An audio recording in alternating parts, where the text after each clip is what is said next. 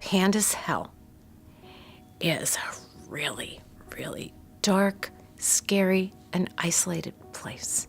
Your normal life is suddenly gone overnight.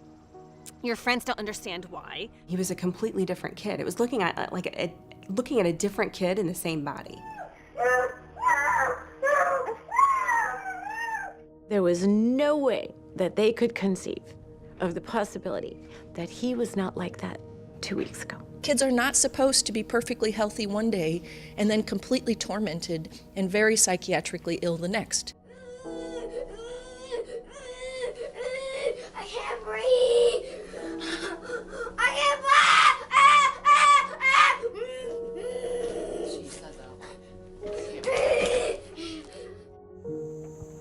PANDAS, it stands for Pediatric Autoimmune Neuropsychiatric Disorders Associated with Strep. What happens is you get strep throat, you get symptoms like OCD, obsessive compulsive disorder. It's a horrible thing to have and more people should know about it. Mom, make it stop.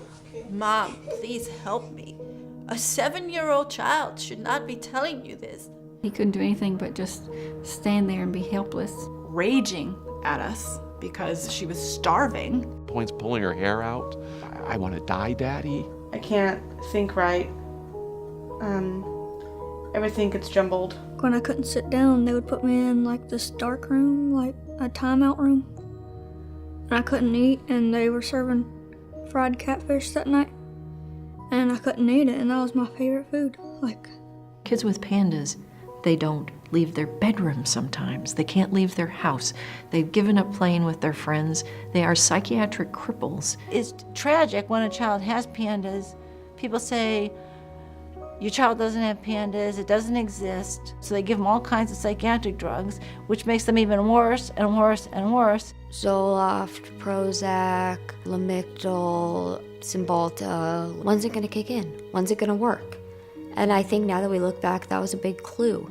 It wasn't working because they were not treating the actual problem. Part of the reason it's so controversial is I think everybody knows this is an important disease that has kind of been missed. It changes the way we think about mental disorders actually forever. Sure enough, they take her back, they swab her throat, and 2 days later they're calling us and telling us that she had strep. And we were like, that's too much of a coincidence. You have a choice between doing a throat culture and treating it when positive, or consigning a child to an entire lifetime of mental illness. Yes, I think that's irresponsible. Who's here for our kids? We're lacking doctors. Because you're so tired every day to read papers and understand stuff and talk to doctors and say, listen, figure this out. I'm too tired to read this shit and explain it to you. Just do something for my kid. Every doctor out there, we don't know. Your kid is crazy.